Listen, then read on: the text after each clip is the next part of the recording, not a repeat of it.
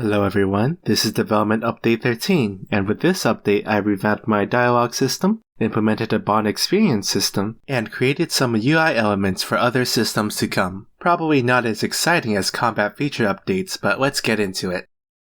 About a year ago, when I started learning Unreal Engine, I created a functional dialogue system, but it was just that, functional. It was a pain to add on to and create content with it, so I explored some different options this time around. I found something called Blueprint Dialogues by Alien Bellemare. It was sitting in my Unreal Engine content vault for a while now, so I decided to try it out. And I found out that its implementation was a lot better than whatever I could come up with at the time. How it works is that it reads data from a spreadsheet and then creates a dialogue tree from that said spreadsheet. It's far more efficient and easier to use than my old system. I know there's quite a few people who are interested in modding games, so I implemented Blueprint Dialogues into my project. It will be a lot easier and faster for myself and others to create interesting talking scenes. I also added a lot of custom script functions to make these dialogue sequences a bit more dynamic, including camera animations, character animations, and UI animations.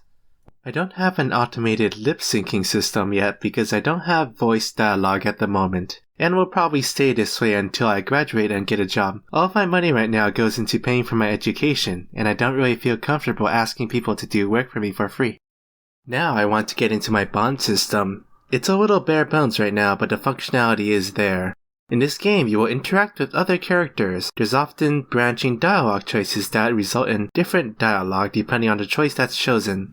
The scene I'm demonstrating is a scene that occurs a little after the start of the game, where the player character goes around the map to gather information. And for the record, none of what you see here is final. I'm definitely giving this scene another pass when I get to polishing.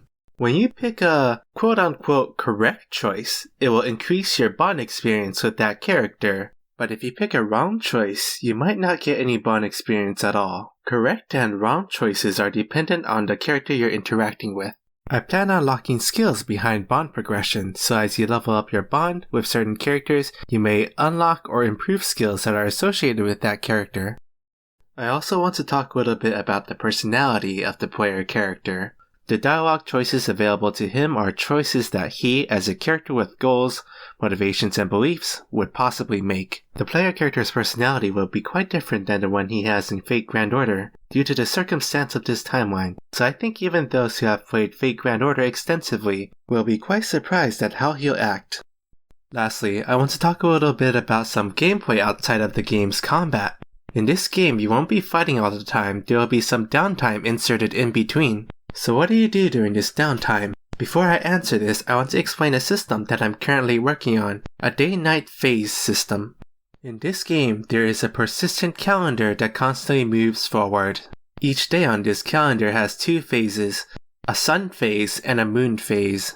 On most days, serious combat will only occur at the moon phase, also known as nighttime. During the sun phase, I want players to work on uncovering a certain mystery and learn about the world that they inhabit. This will involve quite a bit of character interaction. I'm going to make these interactions a lot of fun, so do look forward to it. At the moon phase, the tone will become more serious and there would typically be a main story progression or sometimes a difficult combat encounter. That's all for this update. I'll probably finish up the combat system by implementing limits and alternative attacks. After that, I can really start focusing on polishing the game. Goodbye for now.